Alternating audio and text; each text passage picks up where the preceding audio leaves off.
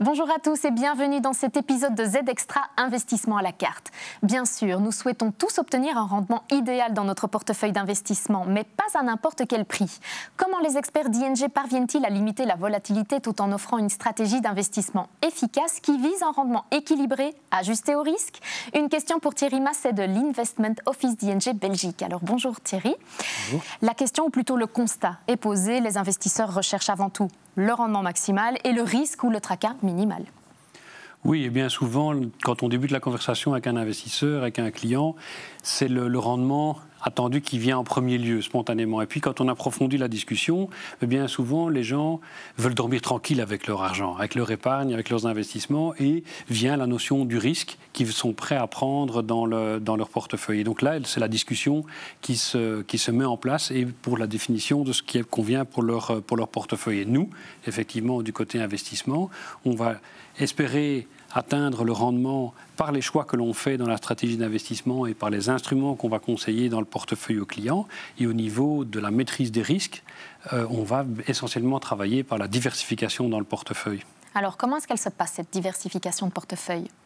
Mais la diversification, dans l'univers des investissements qui est possible, il y a énormément de choses, puisqu'il y a des grandes classes d'actifs qu'on connaît, les actions, les obligations, les liquidités, on peut ajouter éventuellement de l'immobilier, on peut ajouter aussi des matières premières.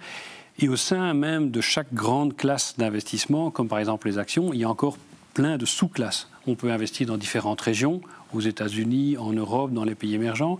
Il y a différents secteurs d'activité économique. Prenons par exemple l'énergie, la technologie, les soins de santé. Donc il y a énormément de possibilités. Au total, on a environ un peu plus de 50 segments ou sous-segments d'investissement dans lesquels on peut investir le portefeuille. Et donc tout l'art, c'est effectivement de sélectionner à chaque moment les segments d'investissement, les thèmes qui seront les plus porteurs au niveau du rendement que l'on va pouvoir créer dans le portefeuille ou pour maîtriser les risques dans ce même portefeuille. Oui, c'est ce que j'allais dire, face à une sélection aussi large, parce qu'on a un éventail, un boulevard de possibilités devant soi, j'imagine que ça nécessite aussi une analyse ou une expertise approfondie.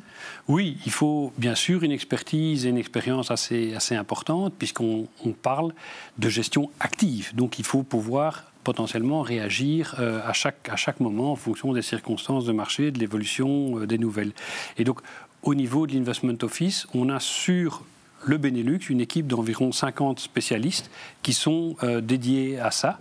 Alors, on travaille en collaboration étroite avec nos collègues économistes qui nous établissent en fait la base, le socle de notre travail, puisque eux viennent avec les prévisions en matière de taux de croissance économique, en matière de taux d'intérêt, en matière d'inflation, en matière de taux de change. Et donc sur ce socle de prévisions économiques, nous ajoutons les éléments propres au marché financier, à savoir par exemple l'évolution des bénéfices pour les entreprises qui sont cotées en bourse, la valorisation des actions. Est-ce que les actions sont pour l'instant chères ou pas chères, le sentiment des investisseurs aussi extrêmement important, de même que ce qu'on appelle les flux de fonds. Est-ce qu'une catégorie, par exemple les actions américaines, a-t-elle déjà été fortement achetées au cours des 2-3 dernières années? Et donc ça peut être un indicateur pour savoir comment se positionner au mieux. Et en fonction de tous ces éléments qu'on met ensemble, il en ressort notre stratégie d'investissement qui sélectionne les catégories à recommander dans les portefeuilles pour les prochaines semaines, mois.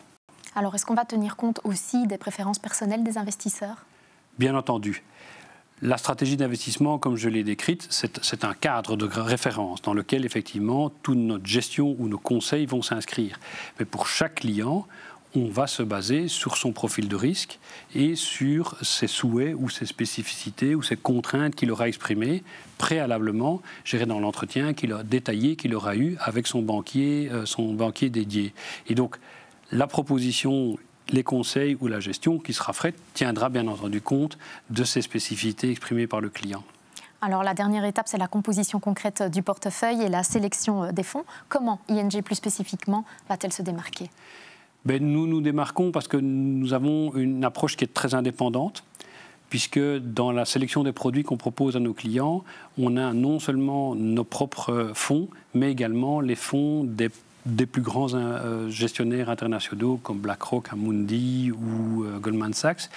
Et pour chaque catégorie d'investissement potentiel, les plus de 50 dont j'ai parlé, effectivement, nous sélectionnons le meilleur fonds ou un des meilleurs fonds. Et donc, à tout moment, on a des instruments qui sont extrêmement performants pour remplir cette catégorie.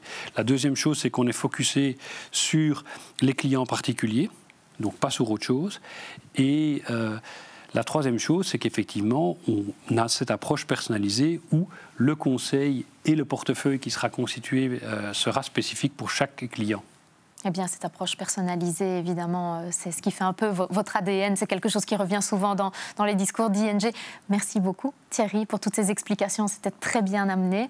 Merci également à vous de nous avoir suivis. Au plaisir de vous retrouver la semaine prochaine.